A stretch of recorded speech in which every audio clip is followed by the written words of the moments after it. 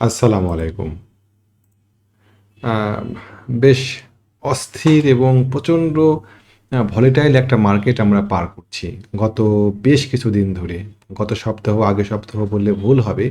নির্বাচনের আগে মোটামুটি আমরা যদি দেখতে যাই, তাহলে পরে আমরা দেখতে পাবো যে মোটামুটি এই আপনার ৯ ফেব্রুয়ারি, তারপরে ১০ ফেব্রুয়ারি এই সময়গুলো থেকে তারপরে নির্বাচনের পরে ১৫ই ফেব্রুয়ারি মোটামুটি আমরা প্রায় আ মাসখানেক ধরে একটা প্রচণ্ড ভলাটাইল মার্কেট দেখছি। আমরা এই ধরনের মার্কেট দেখে অভ্যস্ত না। আমরা সাধারণত ৩৫, ২০, ২৫ এরকম মুভমেন্টের মার্কেট দেখে অভ্যস্ত এবং এটাই স্বাভাবিক।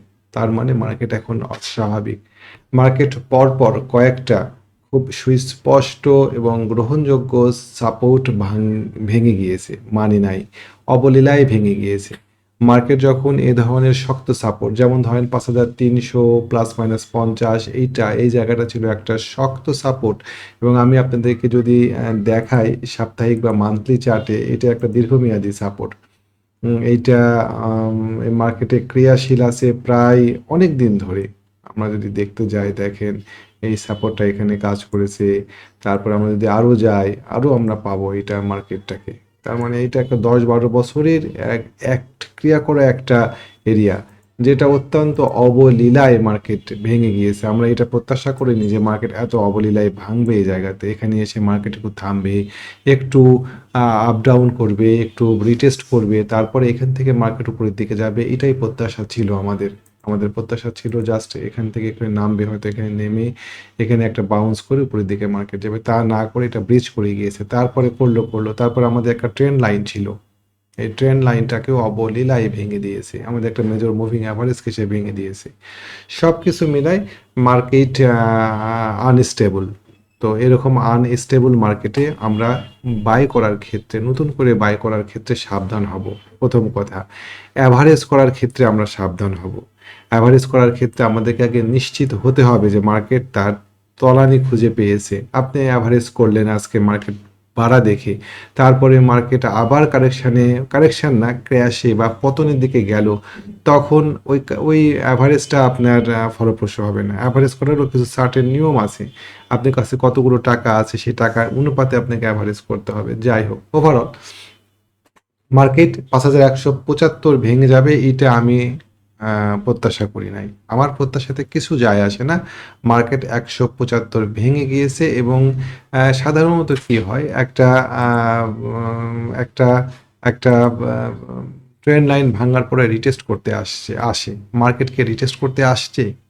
মার্কেট কি ট্রেন্ড লাইনকে রিটেস্ট করতে আসছে? মার্কেট কি এই সাপ্লাই ডিমান্ড ৫,৩৫০ কে বা ৫,৩০০ কে রিটেস্ট করতে আসছে? মার্কেট কি আবার পড়বে? বহুবিধ প্রশ্ন আছে মনের মধ্যে। এই প্রশ্নগুলোকে সামনে রেখে আজকে আমরা আমাদের ভিডিওটা আগাবো। চলেন দেখি আজকে মার্কেটে সবচাইতে বেশি মুভ দেওয়া, মার্কেটকে আজকে কন্ট্রিবিউট করা বেশি সেক্টরটা ছিল ব্যাংক সেক্টর। ব্যাংক সেক্টরটা কি বলছে? ব্যাংক সেক্টরটা আগাতে পারবে কিনা সামনে? এই বিষয়টাকে চলেন দেখি আমরা। ইন্ডিভিজুয়াল শেয়ার নিয়ে খুব একটা আলোচনা করব না। তারপরও ৫-৬ টা শেয়ার আমি বেছে রাখছি আপনাদের সামনে উপস্থাপন করার জন্য। Bank sector. ব্যাংক সেক্টরটা দেখেন আমি বরাবরই বলে আসছি যে ব্যাংকের পক্ষে এটাকে আমি মুছে দিই। ব্যাংকের পক্ষে ৫,০০০ সরি ১৭ টাকা ৭০ পয়সা ১৭ টাকা ৬০ পয়সা এটা ভাঙা সম্ভব না। এটা ভাঙার জন্য ব্যাংক সেক্টরে যে পরিমাণ আ আ মানি ফ্লো দরকার সে পরিমাণ মানি ফ্লো হচ্ছিল না সেক্টরে। আমাদের এখানে প্রচুর আমাদের এই ৫,০০০ আমি আবারও ৫,০০০ বলছি ১৭ টাকা ৭০ পয়সা এই জায়গাতে ভলিউম আছে। এখানে আমাদের ভলিউম আছে এবং এখানে এর আগেও একবার বাধাগ্রস্ত হয়েছে। Bank sector. কেমন? সো এইটা সহসা পার করতে পারবে এইটা আমাদের বিশ্বাসের মধ্যেই ছিল না, পারে নাই। না পারার ফলে এখানে একটা ডবল টপ তৈরি করে মার্কেটে যে নিকটবর্তী সাপোর্ট ছিল, সেই সাপোর্ট ৳১৫.৯০ ৳১৬ এটাকেও ভেঙে দিয়েছে। ভেঙে দিয়ে আজকে সে রিটেস্ট করতে আসছে এই জায়গাতে। আমাদের ট্রেন্ড লাইনটা ভেঙে দিয়েছে। ওভারঅল মার্কেট ব্যাংক সেক্টর খুব বেশি দূর আগাতে পারবে এটা আমি মনে করছি না। খুব বড় জোর এই ডবল টপের নেকলাইন ১৬ টাকা ৫০ পয়সা ব্যাংক থেমে যেতে বাধ্য। ব্যাংকের ভলিউম নাই। ব্যাংকের ভলিউম নাই। তার মানে আগামী দিন ব্যাংক সেক্টর বাড়তে পারে। হয়তো পরের দিনকেও বৃহস্পতিবারে, আজকে হচ্ছে সোমবার, বুধবারের দিনও হয়তো ব্যাংক বাড়বে, কিন্তু ব্যাংক শেষ পর্যন্ত গিয়ে 16 টাকা 60 পয়সায় থেমে যাবে। কি করা উচিত আপনাদের? আমার পরামর্শ, সৎ পরামর্শ, কারো হয়ে আমি কাজ করি না। আমি আমি আমার শেয়ার ছেড়ে দিব এই জন্য আপনাদের সামনে কোনো অ্যানালাইসিস উপস্থাপন করি না। আমি যেটা বিশ্বাস করি সেটাই আপনাদের সামনে বলি। আমার বিশ্বাস ভুল হতে পারে, কিন্তু আপনাদের ক্ষতি করব, আপনাদের আর্থিক ক্ষতি হবে এরকম কোনো মন্তব্য, এরকম কোনো অ্যানালাইসিস আমি কখনোই ফেসবুকে, ইউটিউবে দিইনি, আমি ভবিষ্যতেও দেব না। তো কি করা উচিত? হাতে থাকা যে ব্যাংকগুলো আছে আপনাদের কাছে, আমার হিসাবে 16 টাকা 50 পয়সা যখন সেক্টর যাবে, তখন সেই ব্যাংক সেক্টর থেকে কিছু শেয়ার নিয়ে কিছু টাকা ক্যাশ করে আপনারা বের হয়ে আসেন, ক্যাশ করেন। সম্পূর্ণ করতে ইচ্ছা না হয় 50% ক্যাশ করেন। এইটা আমার পরামর্শ থাকবে, আপনাদের কাছে সৎ পরামর্শ থাকবে। আমি ব্যাংক নিয়ে কখনোই বাই সিগন্যাল দেবো না আপনাদেরকে, দুই একটা ইসলামী ব্যাংক বাদ দিয়ে। যেহেতু সেল করলে পরে আপনারা ব্যাংক থেকে বের হয়ে আসতে পারবেন, সেহেতু কিছু কথা বলা যায় এই জায়গাতে। সেক্টর যখন 16.50-এ যাবে, তখন অতি অবশ্যই হাতে থাকা ব্যাংক যেগুলো আপনার কেনা দামে আসছে, যে ব্যাংকগুলো আপনাকে অনেক লসে ফেলে দিয়েছিল, 20% 25%, কোনো কোনো ব্যাংক আপনাকে 30% লসে ফেলে দিয়েছিল, সেই ব্যাংকগুলো যখন আপনাকে রিকভারি হয়ে আসবে, 5% 2% লসে চলে আসবেন, বা কোনো কোনো ব্যাংকে আপনার কেনা দামের কাছাকাছি চলে আসবেন, তখন আপনি এই ব্যাংক থেকে বের হয়ে যান, সিদ্ধান্ত নেন। এটা আপনার জন্য ওয়াইজ হবে। সাইড ওয়াইজ ক্র্যাশ মার্কেট, আমাদের দেশের মার্কেটে শর্ট সেল করা যায় না। এরকম মার্কেটে, অস্থিতিশীল মার্কেটে হাতে ক্যাশ থাকাটা একটা বুদ্ধিমানের কাজ। কিছু ক্যাশ করে রাখেন। আচ্ছা, গেল ব্যাংক সেক্টর। আমার আমার হিসাবে আগামী কালকে এবং তার পরের দিনকে গিয়েই 16.50-এ গিয়ে বাধাগ্রস্ত হয়ে যাবে। পার করতে পারার কথা না, ভলিউম সেটাই বলছে। ওকে, এখন ব্যাংকের পরে চলেন আমরা আর একটা সেক্টর দেখি, সেটা হচ্ছে IT sector. IT sector IT sector IT sector একদম খাদের কিনারায় দাঁড়ায় আছে। দেখেন আমাদের ট্রেন লাইন, পাশাপাশি আমাদের এখানে একটা হরাইজন্টাল সাপ্লাই ডিমান্ড লেভেল আছে। কেমন? তো এই সেক্টরটাতেও আমি কিছুটা সন্দিহান। সেক্টর যদি 33 টাকা, 33 টাকা 40 পয়সা, এটা বলা সঠিক শব্দ হয় না। সেক্টরে আমরা টাকা দিয়ে হিসাব করতে পারি না। সেক্টর যদি 33.50-এর নিচে, এই লেভেলের নিচে নেমে যায়, তাহলে এই সেক্টরটাও খারাপ হয়ে যাবে। কেয়ারফুল থাকেন। সেক্টরে যদি কোনো শেয়ার আপনার থাকে এবং আপনার কেনা দামের কাছাকাছি চলে আসে, কিছু ক্যাশ করে ফেলেন। আমার পরামর্শ হচ্ছে আগামী দিনের জন্য ক্যাশ রাখেন। মার্কেট যদি ভালো হয়, মার্কেট যদি সামনে অনেক ভালো হয়, হাতে ক্যাশ থাকলে পারে ওই অনেক ভালো মার্কেটে আমরা অনেক ভালো ভালো শেয়ার পাবো।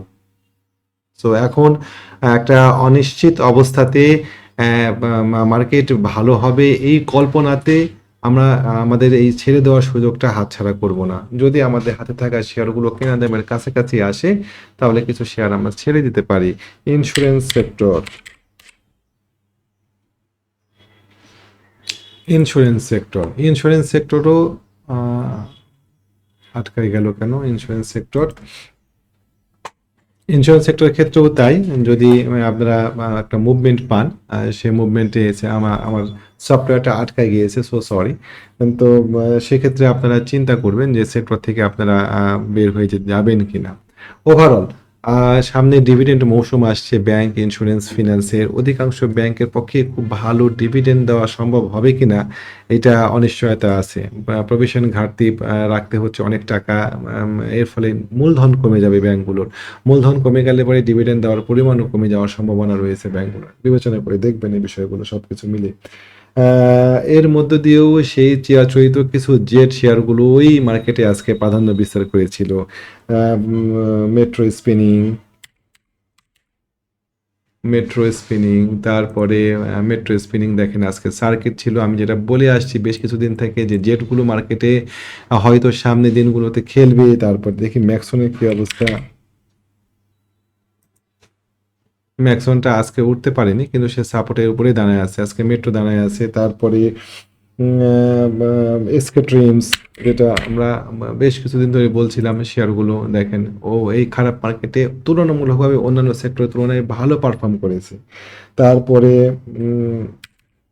Jahin Jahin spinning, Jahin spinning, Jahin spinning এর শেয়ার দেখেন আজকে সার্কিট আছে এই খারাপ মার্কেট। না আমি এই শেয়ারগুলোকে আপনাদেরকে এন্ট্রি দেওয়ার কথা বলছি না, আমার কাছে এই শেয়ারগুলো সবগুলো নাইও।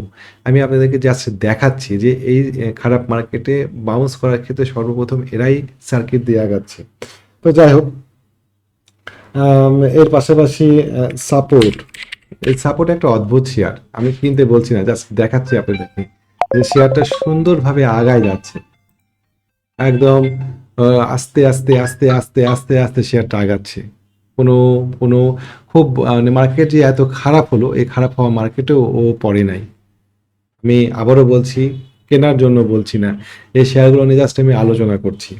তো আজকে কেনার জন্য কোনো শেয়ার নিয়ে আমি আপনার সামনে উপস্থাপন করবো না। আমি আজকের ভিডিওটার মূল উদ্দেশ্য হচ্ছে যে মার্কেটের যে ভয়ঙ্কর অবস্থা, মার্কেটের যে একটা ক্র্যাশের মতো অবস্থা হয়েছে, এই ক্র্যাশ থেকে মার্কেট বাউন্স করেছে, আজকে মার্কেটের কোনো ভলিউম নাই, এরকম অবস্থাতে সামনের দিনগুলোতে আমাদের কি করা উচিত। আমি দেখালাম ব্যাংক সেক্টর দিয়ে, ব্যাংক সেক্টর খুব বেশি আগাতে পারছে না। ব্যাংক সেক্টর যদি খুব বেশি আগাতে না পারে তাহলে পরে ইন্ডেক্সের পক্ষেও খুব বেশি আগানো সম্ভব না। আমরা খুব বেশি উৎফুল্ল না হই, মার্কেট ভালো হয়ে গিয়েছে এরকম না বলি। আমি গতকালকে ভিডিওতেই বলেছিলাম যে মার্কেট একদম খাদের কিনারাতে দাঁড়িয়ে আছে, 5,000 থেকে মার্কেটকে সাপোর্ট পেতেই হবে, মার্কেট 5,000-এই সাপোর্ট পেয়েছে আলহামদুলিল্লাহ। এখন দেখার বিষয় যে মার্কেট 5,000 এই সাপোর্টটা ধরে রাখতে পারে কিনা। আমরা একটু থামি, আমরা একটু দেখি, মার্কেট যদি ভালো হয়ে যায়, ফিয়ার অফ মিসিং আউট, ফোমোতে আমরা যেন আক্রান্ত না হই যে মার্কেট বেড়ে গেল, আমরা আমাদের শেয়ার আর ধরতে পারছি না। আমরা খুব সতর্কতার সাথে মার্কেটটাকে একটু অবজার্ভ করি, বলা যায় না মার্কেট রিটেস্ট করে আবার ব্যাক গিয়ার দিতে পারে।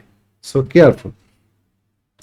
এর মধ্যে কিছু কিছু শেয়ার অবশ্যই আমার চোখে ভালো লাগছে। এশিয়াটিক ল্যাব, এশিয়াটিক ল্যাব এই শেয়ারটা বেশ ভালো শক্ত অবস্থানে আগাচ্ছে অনেক সেক্টরের মধ্যে, অনেক শেয়ারের মধ্যে এই শেয়ারটা আজকে মোটামুটি গত দিন, তার আগের দিন, তার আগের দিনের ভলিউমের সমপর্যায়ে ভলিউম নিয়ে আগাচ্ছে, ভালো লাগছে শেয়ারগুলো। আমি আপনাদের সামনে দেখাচ্ছি শেয়ারগুলো। আইসিবিআই ইসলামী ব্যাংক, আইসিবিআই ইসলামী ব্যাংক যথেষ্ট পড়ে গিয়েছিল, ওখান থেকে রিকভারি করার চেষ্টা করছে, আমরা দেখবো এই শেয়ারটা আগামী দিন কি করে। আল আরাফা ইসলামী ব্যাংক, এই শেয়ারগুলো আমার চোখে ভালো লাগছে, আমার চোখে পড়েছে এই শেয়ারগুলো। আল আরাফা ইসলামী ব্যাংক এখন না, আল আরাফা ইসলামী ব্যাংক আমি 18 টাকা 50 পয়সা পার হলে এন্ট্রি নেওয়ার চিন্তা ভাবনা করব বা আপনাদের সামনে তখন উপস্থাপন করব। শেয়ারটা ভালো লেগেছে আমার কাছে, আমার ভালো লাগা কিছু শেয়ার আপনাদের সামনে তুলে ধরলাম। মার্কেটের কি অবস্থা, কি করবেন সেক্টর ওয়াইজ, আমি ইন্স্যুরেন্স সেক্টর দেখাতে পারলাম না, আসলো না।